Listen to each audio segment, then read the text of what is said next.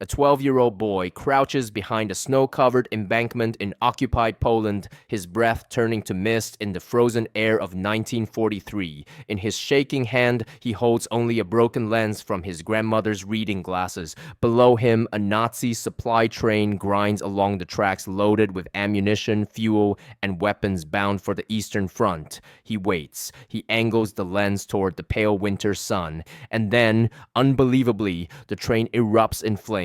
No explosives, no commandos. Just a child, a shard of glass, and a force the Third Reich never imagined could be weaponized. This isn't fiction. This isn't a movie. This is the true story of one of the youngest resistance fighters in World War II. How he turned sunlight into a weapon and became a saboteur the Nazis never even suspected existed. But to understand how a child could do this, we must return to the world he lived in. Poland in 1941 was suffocating under Nazi occupation. The German war machine had crushed the country in 36 days, transforming it into a vast prison. Cities were renamed, the Polish language was banned, families vanished overnight. The Nazis weren't just occupying Poland, they were erasing it. In the countryside, far from the eyes of the Gestapo in Warsaw, small farming villages struggled to survive. Men were taken for forced labor, food was rationed to starvation levels, and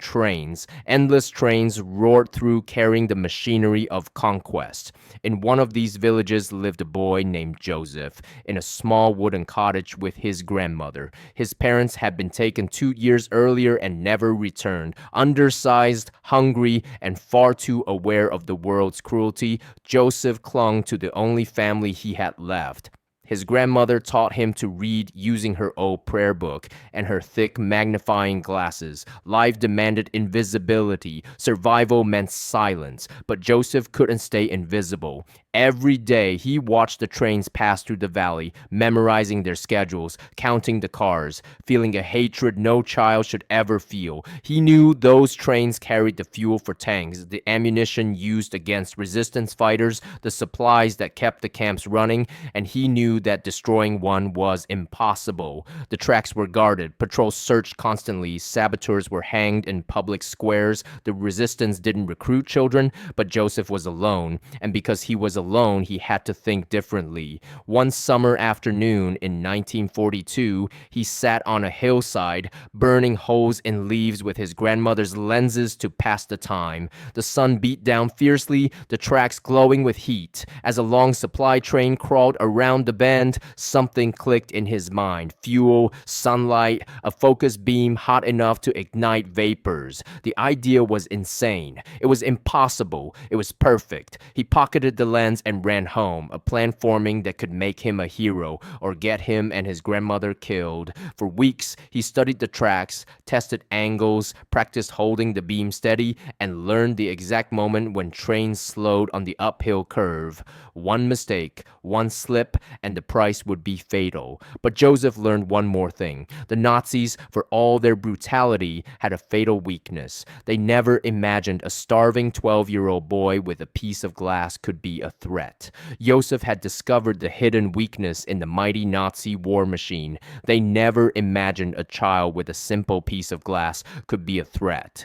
That invisibility, that underestimation, would become his deadliest weapon. On a freezing morning in October 1942, he positioned himself carefully on a rocky outcrop shrouded by dense brush, overlooking the steepest section of railway where trains slow to a crawl.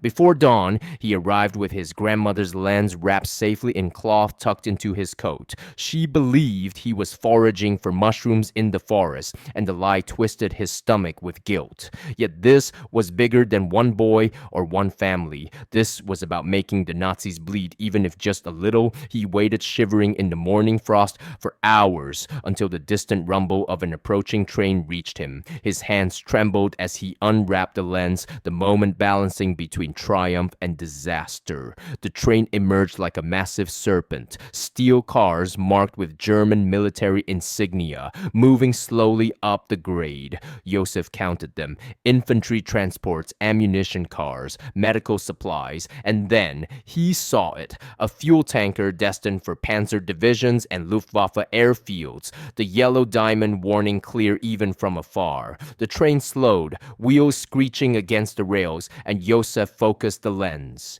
A bright point of light shimmered on the ground before him. He adjusted, steadying it, heart pounding as if someone would hear its beat. He aimed at the seam where the tanker's fuel cap met the metal housing, the most likely point of vapor escape. Nothing at first. Seconds dragged by. His arm ached.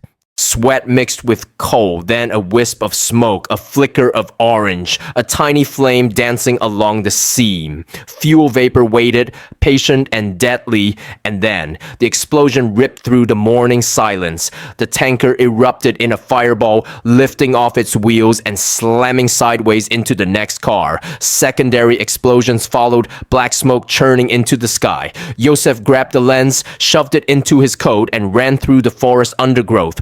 Branches scratching at his face and clothes, Germans shouting behind him. He didn't stop until he burst through the door of his grandmother's cottage, chest heaving, face pale with terror and exhilaration. She looked up, silent, her gaze toward the distant column of smoke, then turned to squeeze his shoulder once. Acknowledgement enough. Josef had struck his first blow against the Third Reich. The Nazi response was swift and merciless. Within hours, SS units swept the nearby villages, interrogating families, searching barns, hunting ghosts. 3 men from a neighboring village were hanged as warnings, left swaying in the autumn wind for days. Josef watched hidden among the villagers, the weight of innocent deaths pressing on him, yet understanding something crucial. The Nazis had feared the explosion. One boy, one lens, had disrupted their supply chain. If he could do it once, he could do it again. Over the next 6 months, Josef became a ghost on the hillsides. He developed careful systems, never striking from the same place twice. He studied patrol schedules, memorized train timetables, learned the physics of sunlight, and understood weather and angles to ignite fuel vapors in under 30 seconds. He read trains as though they were open books, identifying full tankers, volatile ammunition, and routes bound for the Eastern Front. His grandmother no longer asked questions, leaving extra food tucked in cloth, silently supporting him. By spring 1943, Josef had successfully sabotaged 7 trains. Not all yielded catastrophic explosions. Sometimes small fires forced emergency stops, causing delays that rippled through the German supply lines. Twice, massive fuel tanker detonations lit the sky for kilometers. Each success emboldened him, yet danger grew. Germans increased patrols, installed machine guns, and ran decoy trains. The region became heavily guarded, but the attacks continued. Whispers of ghosts and divine punishment circulated among soldiers. No one suspected a hungry 12-year-old boy with a piece of glass. Josef knew he was pushing his luck. Each mission risked not only his life, but his grandmother's. Margins were thinning, and as winter ended, longer days brought more sunlight and more exposure. He adapted, scouting new locations, carrying the lens in hidden ways, creating false reasons for being in the countryside. He became an actor, playing the role of an innocent, terrified child. Even when questioned by German soldiers, he appeared nothing more than a scared boy trying to survive. The turning point came in May of 1943. Josef had moved to a new spot near a railway bridge, a place he had studied for days. But the train coming toward him that morning was unlike any he'd seen. It was heavily guarded, soldiers on flatbeds at the front and rear, and the tanker cars in the middle carried unfamiliar symbols. He didn't know it yet, but this was a high-priority fuel shipment for a major German offensive. All he felt in that moment was that this train mattered. The guards were tense, scanning every shadow, watching for mines or traps. Josef waited for the exact second the train reached the bridge, when their focus shifted away from the trees. Then he raised the lens, found the perfect angle, and held it steady as sunlight tightened into a pinpoint of heat. The explosion that followed was nothing like his earlier attacks. The first tanker didn't just ignite, it It detonated. The shockwave knocked him to the ground. A roar tore through the valley as a towering fireball shot into the sky. Then one tanker after another ignited in a relentless chain reaction.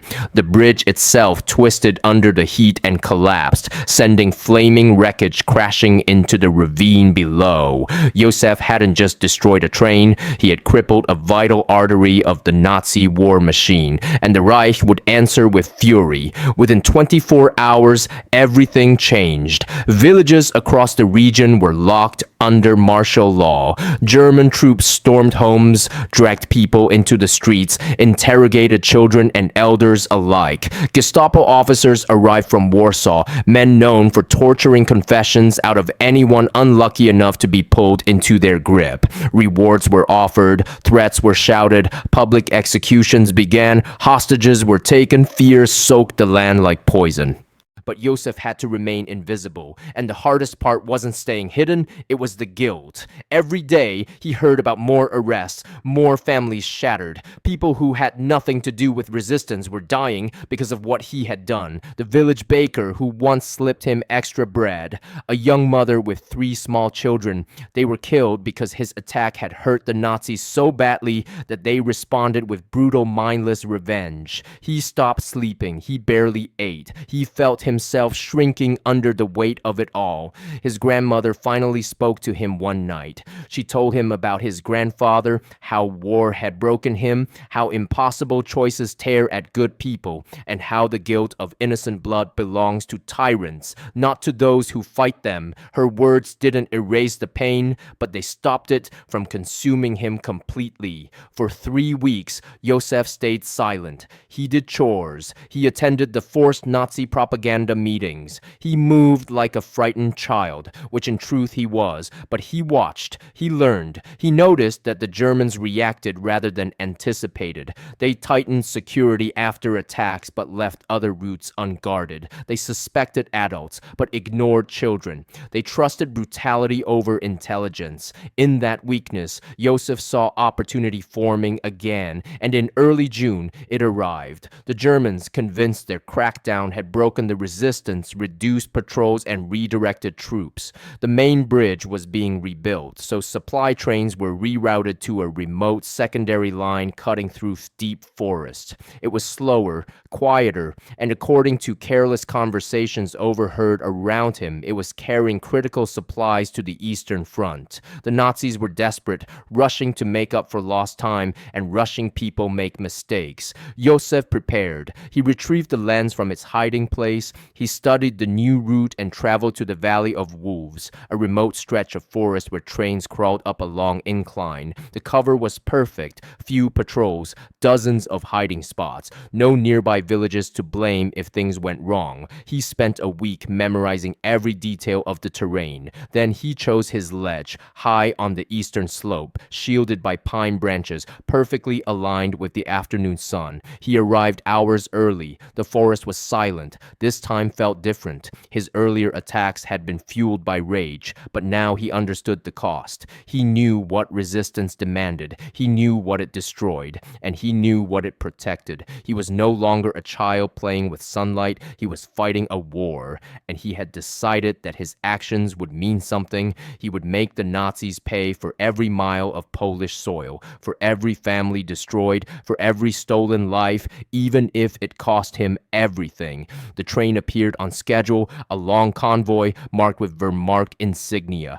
Joseph counted 23 cars, a massive shipment likely meant for the Eastern Front. Through gaps in the branches, he watched the locomotive climb, black smoke trailing as the engine struggled uphill. Then he saw them, 4 tanker cars, each marked with the yellow diamond of high-grade fuel. His heart raced, but his hands were steady. Muscle memory guided him. He had done this enough times. He unwrapped the lens, gauged the sun's position, and calculated angles with precision. As the train slowed on the steepest curve, wheels screeching, he raised the lens. A point of light formed, then sharpened into a concentrated beam. Joseph aimed at the second tanker car, the sweet spot, counting silently. 1, 2, 3, 4, 5, 6, 7, 8, 9, 10. A small flame flickered. Then the world erupted. He had positioned himself behind a boulder, shielding from the blast, but still felt the heat wave like an oven door. The tanker exploded, engulfing 3 cars, soon joined by the others in fire. Secondary blast from an ammunition car turned the train into a hellish inferno.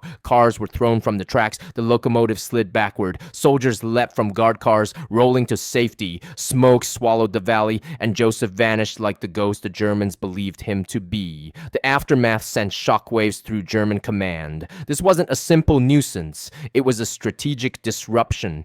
Critical fuel and ammunition intended for Army Group Center were destroyed, derailing logistics and forcing Wehrmacht officers to question how resistance fighters operated so precisely. Investigators deployed specialized counterinsurgency units, studying patterns, interviewing survivors, and examining wreckage. They assumed they faced a skilled sabotage cell, technically trained, part of a larger network. Completely wrong. They noted attacks occurred on sunny days, attributing it to visibility, never imagining that light itself was the weapon. Yosef watched from perfect invisibility, unseen as Gestapo officers moved through villages, setting up command posts, spreading maps across tables, questioning children, offering ever-growing rewards. Even at the hillside where he had launched the Valley of Wolves attack, they passed without noticing the small indentations from his knees. They sought explosives, triggers, any trace of conventional sabotage. They never looked at the sky. That blindness kept Yosef alive. Adults expected adult solutions. They could not imagine a child, untrained, unarmed, alone, waging effective war against Europe's most powerful military machine. But the Germans were changing. Patrols became random. Train schedules shifted daily. High-value transports gained extra guards. Trees and brush that offered cover were cut. The easy targets were gone. Yosef would have to adapt. Simpler approaches were now deadly. He needed patience, precision, and the courage to take risks that could be fatal. And yet he knew something the Nazis did not. Their security measures proved his attacks worked. Somewhere in Berlin, officers were angry because supplies weren't reaching the front. One boy with a lens was forcing the Reich to divert attention, resources, manpower into a corner of Poland that should have been safe. That knowledge fueled his determination. Summer brought long, blazing days, perfect for his weapon. But heightened security made every attempt exponentially more dangerous. Weeks passed in observation, learning patrol patterns, identifying weaknesses. Yosef discovered the German blind spot. They focused on the tracks themselves, ignoring elevated positions farther away. They assumed saboteurs needed proximity. They never considered light. Traveling hundreds of meters without losing power, Yosef found new vantage points, farther than he'd ever tried, safer yet requiring flawless execution. He was evolving from a guerrilla into something more precise, a sniper, except his rifle was the sun, his ammunition infinite. The attack that would cement his legacy came on a scorching July afternoon, 1943. He had identified a position nearly 400 meters from the tracks, an impossible distance for conventional sabotage. Joseph had positioned himself on a rocky hilltop, perfectly still, overlooking the straight stretch of tracks where trains gained speed. The Germans had cleared vegetation nearby, but not this far up. They assumed distance made the position useless. Every weapon except the one Joseph wielded. He had tested angles with scraps of dry wood all week, proving that ignition at this range was possible. Precision mattered. Possibility was all he needed. That day, the train he targeted was heavily guarded, carrying high-grade aviation fuel for the Eastern Front. out. Armed guards patrolled every third car. A spotter plane circled overhead. Motorcycle patrols scoured the area hours before. Yet all these measures expected threats from the ground, from shadows. They never considered a thin 12-year-old boy lying perfectly still among rocks, his grandmother's lens catching sunlight like a predator's eye. Joseph had learned the key to survival was stillness, patience, and observation. The train rumbled closer, its curves revealing relaxed guards, their vigilance faltering. This was the moment he needed. Slowly, he raised the lens, focusing sunlight into a needle-thin beam aimed at the third tanker. 400 meters of air separated him from destruction. Wind, tremor, even his breath could ruin everything. He calmed himself, narrowing the world to sun, lens, and target. A wisp of smoke appeared. A small flame ignited. Fuel vapors reached critical temperature, and the tanker exploded. The train, moving at speed, reacted violently. Cars derailed, collided, and ruptured, setting off a chain reaction. Within moments, 200 meters of track were a wall of fire. The Luftwaffe's fuel was gone. Soviet aircraft dominated the skies. Joseph wrapped the lens and began the long walk home, knowing he had altered a battle he would never witness. The German response was ruthless. The region went into lockdown. Rewards were offered, specialized interrogators brought in, men over 14 detained and tortured. No one could provide answers. Joseph's village became a cage under heavy scrutiny. His grandmother's cottage was searched twice, but he remained invisible, his missing lens unnoticed. Yet the pressure was suffocating. He watched the fear in his grandmother's eyes, the way she aged weeks in days. The village suffered under collective punishment, starvation, beatings, school closures, and detentions. Joseph realized with a crushing clarity that his fight against the Nazis was endangering those he sought to protect. Not by his hand, not directly, but the consequences of Joseph's actions were undeniable. Every train destroyed provoked German reprisals, taking Polish lives.